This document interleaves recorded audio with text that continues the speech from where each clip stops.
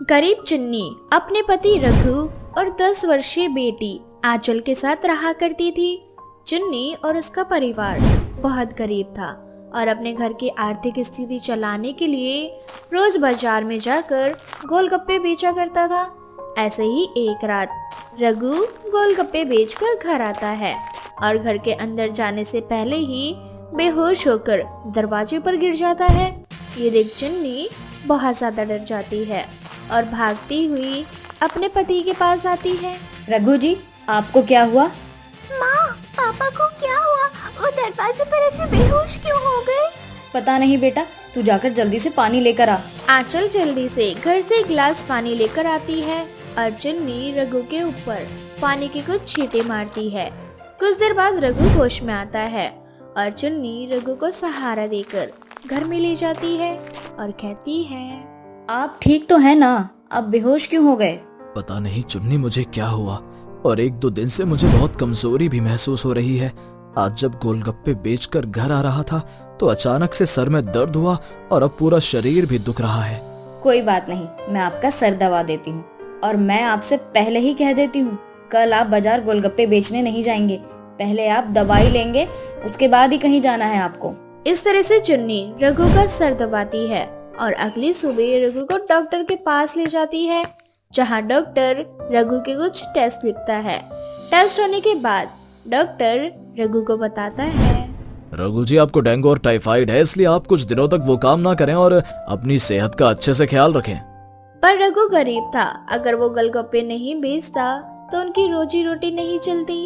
इसलिए रघु अपने बारे में ना सोचकर अपने परिवार वालों के बारे में सोचता है और गोलगप्पे की रेडी लेकर गोलगप्पे बेचने के लिए निकलने लगता है। आप गोलगप्पे की रेडी लेके कहाँ चले? डॉक्टर ने मना किया है ना आपको कहीं आने जाने से।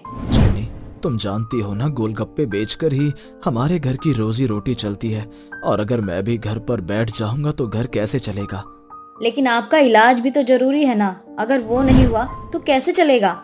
मैं तुम्हारी बात समझ रहा हूँ चुन्नी, पर मेरी बात को तुम भी समझो। अगर मैं काम नहीं करूंगा तो मैं अपना इलाज कैसे करवाऊंगा? तुम फिक्र मत करो, मैं 2 घंटे में वापस आ जाऊंगा। अब रघु चुन्नी की एक नहीं सुनता और गोलगप्पे की रेडी लेकर निकल जाता है। गोलगप्पे बेचने लगता है।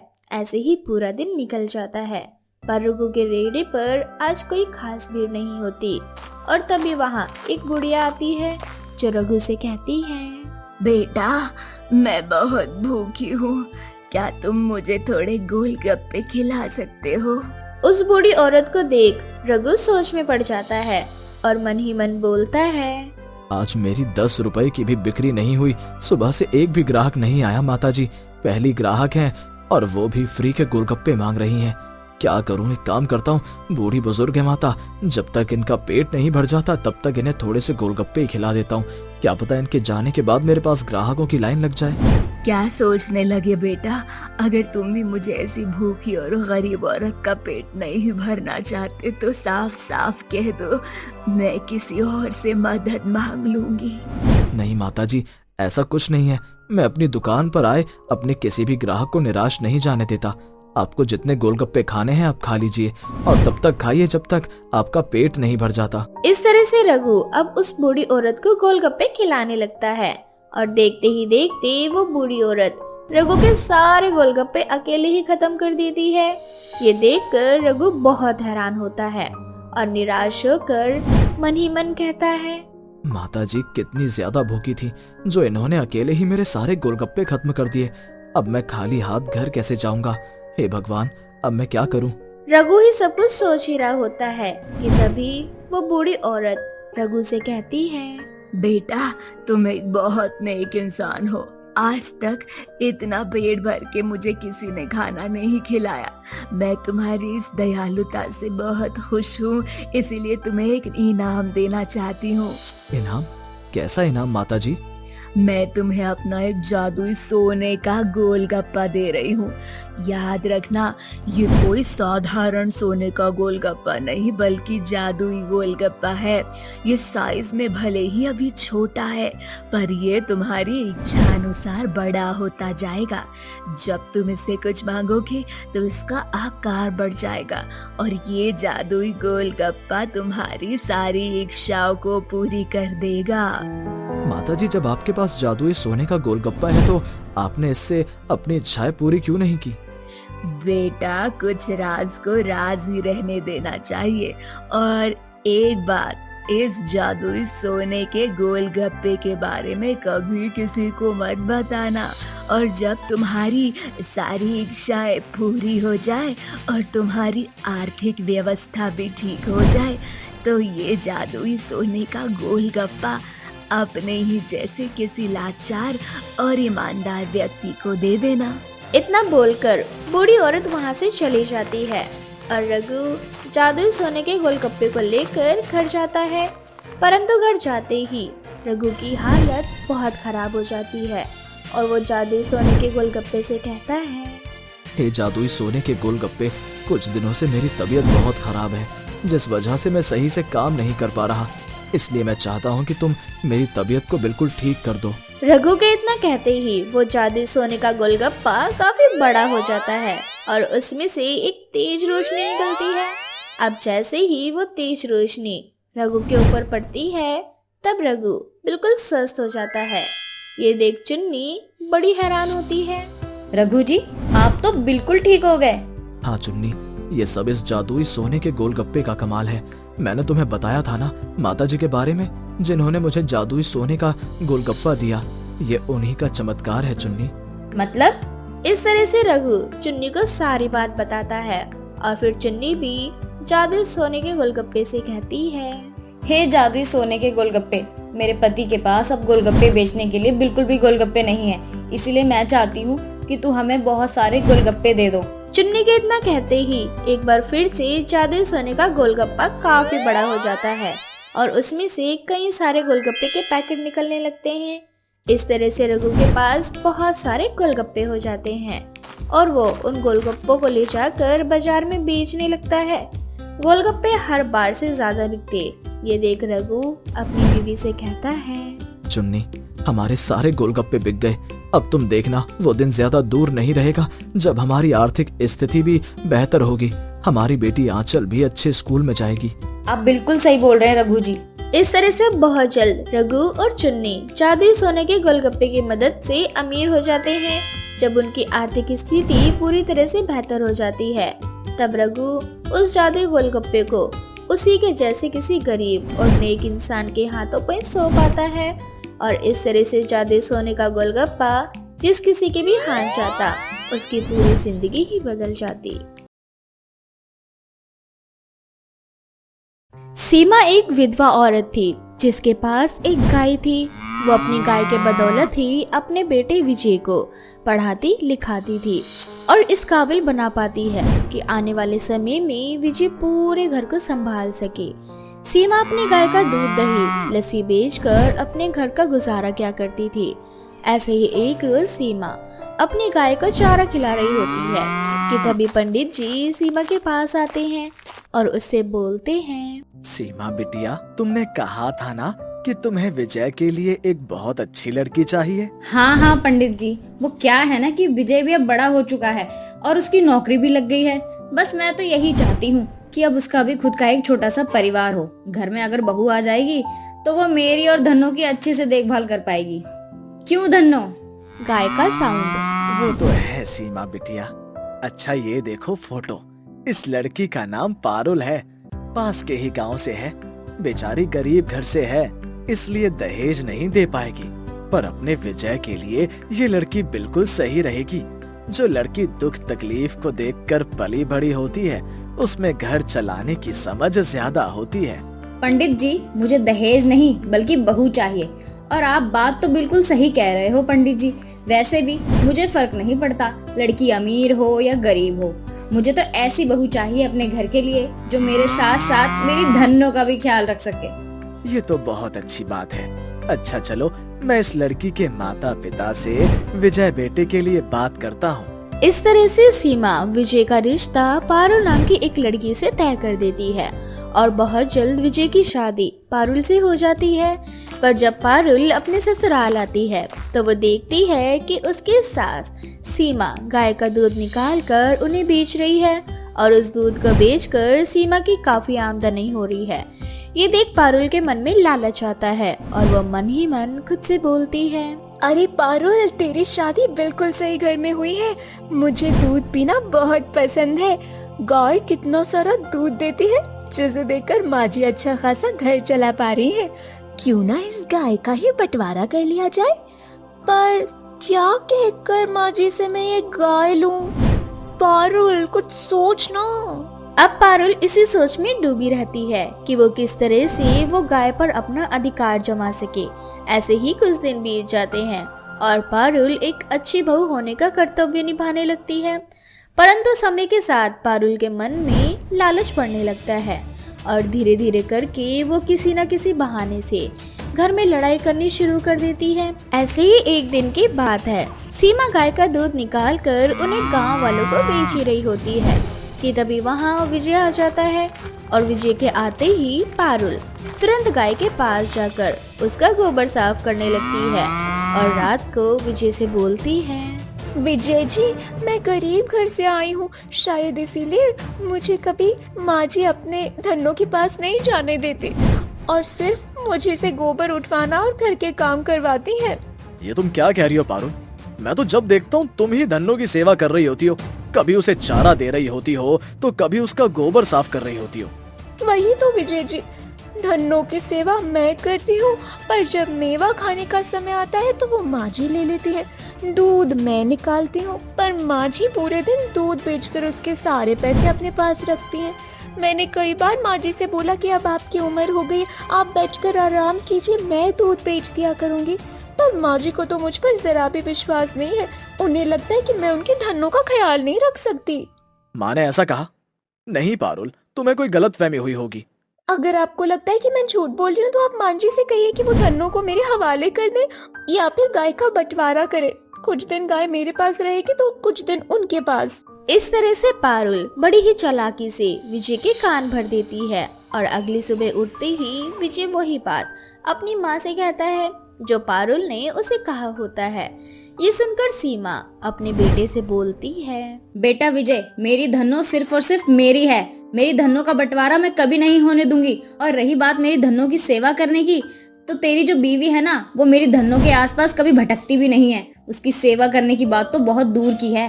माँ, आप इतना झूठ बोल कैसे सकती हो? मैंने कभी सोचा भी नहीं था। मैंने अपनी आंखों से देखा है पारुल को धन्नो की सेवा करते हुए, पर आप हो जो कि पारुल के ऊपर विश्वास ही नहीं करती।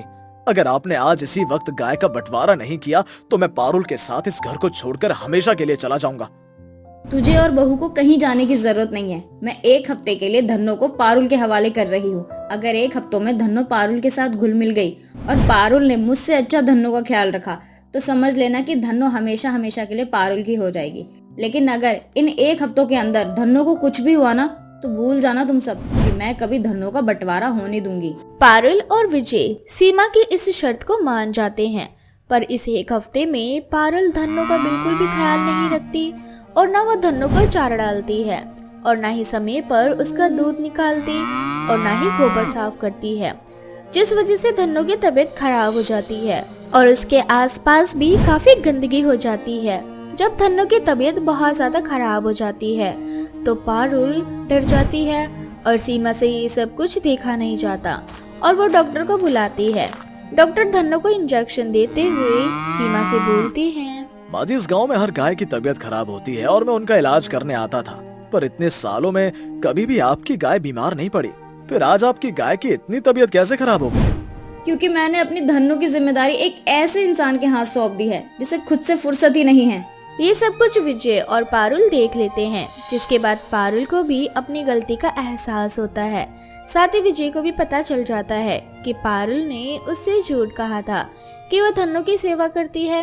डॉक्टर के जाने के बाद पारुल अपनी गलती के लिए अपनी सास से माफी मांगती है और बोलती है, माँ जी, मेरे कहने पर विजय जी ने इस गाय के बंटवारे के लिए आपसे बात की। मुझे लगा था कि मैं इस गाय की देखभाल कर पाऊंगी, पर मैं एक हफ्ते भी धन्नो को नहीं संभाल पाई। पर आज जब धन्नो की तबीयत खराब हुई तो मैं बहुत ज्यादा डर गई। वो तो अच्छा हुआ जो समय रहते आपने धन्नो का इलाज करवा दिया, वरना आज मेरी वजह से हमारी धन्नो हमसे दूर हो जाती।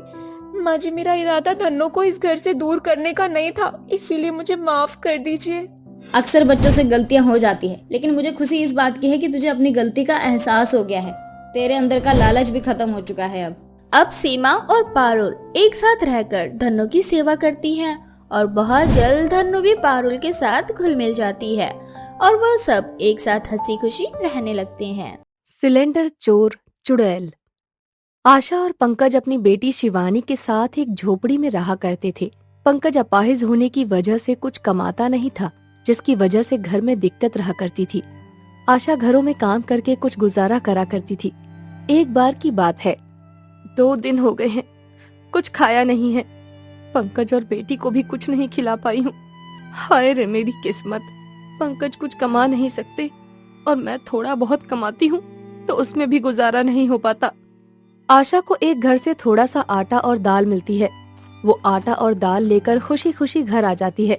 आ गई आशा, आज भी कुछ खाने को मिला या नहीं? बहुत तेज से भूख लगी है, मैं तो सहन ही नहीं कर पा रहा हूँ। बेचारी शिवानी का भूख के मारे बुरा हाल है। माँ आप आ गई, बताओ ना आज क्या मिला है, जल्दी से बना दो, बहुत तेज भूख लगी है। कल भी कुछ नहीं खाया था, अब बर्दाश्त नहीं होता। हाँ बेटा, आज दाल आटा मिला है, थोड़ी देर रुक जा, मैं अभी तेरे लिए बनाकर तैयार कर देती हूँ। बस आधे घंटे में तैयार हो जाएगा, तुम दोनों पेट भर के खा लेना। आशा जैसे ही चूल्हा जलाती है तो देखती है गैस का सिलेंडर खत्म हो गया है। वो पड़ोस में गैस का सिलेंडर मांगने जाती है, परंतु कोई भी उसको सिलेंडर नहीं देता, न ही उसको खाना बनाने की कोई इजाजत देता है। वो हताश होकर आ रही होती है तो उसे एक होटल दिखता है। वो सोचती है वहाँ से कुछ रोटियां ले चलती हूँ। पहले तो खाने के लिए कुछ भी नहीं था, अब कुछ मिला है तो गैस का सिलेंडर ही खत्म होने की वजह से मैं उस पर कुछ भी नहीं बना सकती। क्या खिलाऊं अपने पति और बच्ची को? कोई सिलेंडर देने के लिए तैयार ही नहीं है। ये होटल वाले से पूछती हूँ, क्या पता ये कुछ मदद कर दें। आशा होटल के मालिक से बात करती है, साहब आटा और दाल तो मेरे पास है, बस गैस का सिलेंडर खत्म हो गया है। मैं अपनी बेटी को खाना बनाकर खिलाना चाहती हूँ, पर ना ही कोई सिलेंडर दे रहा है और ना ही खाना बनाने की इजाजत। अगर आप मुझे 2 रोटियां दे देंगे तो आपकी बड़ी मेहरबानी होगी, मेरी बेटी बहुत भूखी है। ना बाबा ना, मैं तुझे सिलेंडर नहीं दूंगा, इतना महंगा सिलेंडर है, तुम गरीबों के लिए ही कौन सा मैंने सिलेंडर खरीदा है, हाँ? और हाँ, रहा रोटी का सवाल, तो भंडारा नहीं खोल रखा है कि हर कोई आए और मेरे यहाँ से रोटियां ले जाए। चल जाए यहाँ से। साहब, मैं अपने लिए नहीं अपनी बेटी के लिए मांग रही हूँ, चाहे तो एक ही रोटी दे दो, उतना ही चलेगा, पर दे दीजिए। जाती है या अभी बताओ तुझे? चल भाग यहाँ से, पता नहीं कहाँ कहाँ से मुंह उठाकर आ जाते हैं। गोपाल आशा को धक्का मार देता है और वो जमीन पर गिर जाती है, जिसकी वजह से उसका सिर एक पत्थर पर लगता है। वो वहीं पर अपना दम तोड़ देती है। वो सिलेंडर की चाह में मर जाती है। वहीं दूसरी ओर पंकज और शिवानी भूख से बेहाल होते हैं, जिन्हें खाना उनका पड़ोसी दे देता है, परंतु दोनों आशा को लेकर चिंतित होते हैं। पापा, माँ कहाँ रह गई? वो तो सिलेंडर लेने गई थी ना, अभी तक नहीं आई। सुबह से शाम हो गई है, मुझे उनकी बहुत फिक्र हो रही है। मैं उन्हें जरा ढूंढ कर लेकर आती हूँ, आप यहीं पर रहना। शिवानी आशा को ढूंढती हुई उसी होटल के पास पहुँचती है। वो अपनी माँ को मरा हुआ देखकर रोने लग जाती है और उसे बहुत दुख होता है। माँ उठो ना, आप उठते क्यों नहीं? देखो ना माँ, मैं आ गई हूँ, मुझसे बात करो माँ। माँ सुनो ना, आपके इतना खून क्यों निकल रहा है? आप ठीक तो हो ना? आप मुझसे बात करो ना माँ, उठो। शिवानी अपनी माँ के पास रोती रहती है, परंतु माँ तो अपना दम तोड़ चुकी थी। शिवानी के रोने की वजह से आशा एक चुड़ैल के रूप में आ जाती है, जो कि बहुत भयंकर होती है। वो किसी को नहीं दिखती। आज सिलेंडर की वजह से मुझे अपनी जान खोनी पड़ी है और मेरी बेटी अनाथ हो गई। मैं इस गोपाल को नहीं छोड़ूंगी। आज के बाद इस होटल में कोई भी सिलेंडर दाखिल नहीं होगा। मैं इस होटल में खाना बनाने ही नहीं दूंगी। आशा चुड़ैल के रूप में आकर जो भी सिलेंडर वहाँ पर आता था उसे चुरा लेती थी और उस होटल में एक भी सिलेंडर को नहीं जाने देती थी, जिसकी वजह से गोपाल परेशान हो गया। आखिर ये हो क्या रहा है इतने दिनों से? अरे कोई सिलेंडर वाला मेरे यहाँ पर सिलेंडर क्यों नहीं देकर जा रहा? ऊपर तक कंप्लेन कर दी है, फिर भी सिलेंडर मेरे पते पर क्यों नहीं आता? और उनका कहना है कि हम सिलेंडर डिलीवर करते हैं, तो आखिर सिलेंडर जाता कहाँ है भाई? एक बार गोपाल के यहाँ सिलेंडर डिलीवर हुआ तो आशा ने वो सिलेंडर चुरा लिया और उसे उड़ाती हुई जंगल की ओर ले गई। ये सब पास में खड़ा साधु देख रहा था, जिसे सब कुछ समझ आ जाता है और वो जाकर गोपाल को बता देता है। तुम्हारे यहाँ पर सिलेंडर चुराने वाली एक चुड़ैल है जो तुम्हारे यहाँ पर आने वाले हर सिलेंडर को चुरा लेती है। अरे महाराज, इस तरह से तो मैं बिल्कुल कंगाल हो जाऊंगा। अरे मैंने सारी प्रॉपर्टी बेच दी, पर मैं घाटे से उबर नहीं पा रहा हूँ। अरे क्या करूँ बाबा? क्या उसकी आत्मा की शांति के लिए कुछ कर सकते हैं? तुम चिंता मत करो, मैं कल ही एक हवन करता हूँ। साधु एक हवन करता है और आशा की आत्मा को बुलाता है। आशा एक रौद्र रूप में वहाँ पर आती है और साधु को ललकारती हुई कहती है, अच्छा तो तू मुझे कैद करेगा? तेरी इतनी औकात है क्या? मैं बहुत ताकतवर चुड़ैल हूँ और मैं इसके सिलेंडर चुराए बिना नहीं मानूंगी। इसके घर एक भी सिलेंडर नहीं जाने दूंगी, खाना नहीं बनने दूंगी, बिल्कुल भी नहीं बनने दूंगी। सच बता, तू है कौन और ऐसा क्यों कर रही है? मैं तुझे कैद नहीं करूंगा बल्कि तेरी आत्मा को मुक्त कराऊंगा। मैं यहाँ झोपड़ी में रहने वाली एक गरीब औरत थी। मैं गोपाल से खाना बनाने के लिए सिलेंडर मांगने आई थी। इसने ना मुझे सिलेंडर दिया और ना ही रोटी। मैं भूख से तड़पते हुए जब इससे खाना मांग रही थी तो इसने मुझे जोर से धक्का दे दिया और मैं पत्थर पर जाकर गिरी, जहां पर मेरी भूख से बेहाल होकर मौत हो गई। तभी से मैंने फैसला किया, इस होटल में मैं सिलेंडर नहीं जाने दूंगी, नहीं जाने दूंगी। मुझे माफ कर दो आशा, मुझे बिल्कुल भी अंदाजा नहीं था कि तुम्हारे साथ इतना गलत हो जाएगा। अरे मैंने तुम्हें एक फरेब करने वाली जानकर धक्का मार दिया था। अरे मैंने अपने घमंड में आकर ऐसा किया था आशा। अरे माफ कर दो मुझे। आशा, तुम गोपाल को माफ कर दो। उसको अपने किए का बहुत पछतावा है और इसको सजा मैं दिलवाऊंगा। ये मेरा वादा है तुमसे। आशा को साधु आश्वासन देता है और गोपाल को पुलिस के हवाले कर देता है, जिससे आशा की आत्मा को शांति मिलती है और वो मुक्त हो जाती है। सजा काटकर गोपाल अपना फिर से होटल चलाता है, परंतु अब वो होटल पर आने वाले किसी भी भिखारी को भूखे नहीं जाने देता था।